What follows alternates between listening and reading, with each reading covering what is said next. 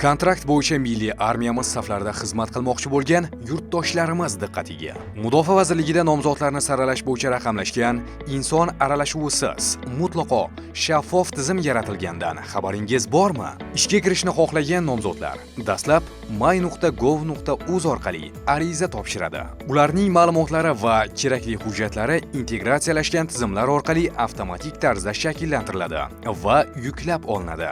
Mutaxassisligi, ma'lumoti, yoshi va shu kabi ko'rsatkichlari mos kelgan nomzodlar bilan raqamlashgan tizim orqali saralash tadbirlari o'tkaziladi. Nomzodlarning jismoniy tayyorgarligi hech qanday inson aralashuvisiz, sun'iy intellekt yordamida maxsus platforma orqali qabul qilinadi va shu zahoti baholanadi. Jismoniy tayyorgarlikdan ijobiy baholangan nomzodlarning psixofiziologik xususiyatlari Prezident huzuridagi boshqaruv samaradorligi agentligining argos.test.uz platformasiga joylashtirilgan test sinovlari orqali o'rganiladi. Nomzod tomonidan belgilangan har bir javob kompyuterda qayd etilib boriladi va vazifani yakunlagandan so'ng natijasi e'lon qilinadi.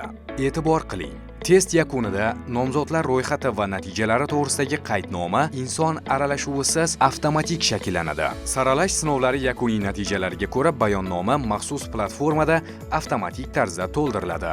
Eslatib o'tamiz, barcha saralash tadbirlari markazlashgan holda Mudofaa vazirligi markaziy apparati mas'ul xodimlari tomonidan amalga oshiriladi. Ishga kiritib qo'yishni va'da qilib, pul talab qilgan kimsalarga aslo ishonmang. Chunki imtihon jarayonlariga hech kim aralasha olmaydi. Firibgarlarning firibiga aldanib, jinoyatga sherik bo'lib qolmang. Unutmang, bizda barcha xizmatlar mutlaqo bepul. Murojaat uchun telefonlar 71 kodi bilan 269 80 19, 50 kodi bilan 030 80 19.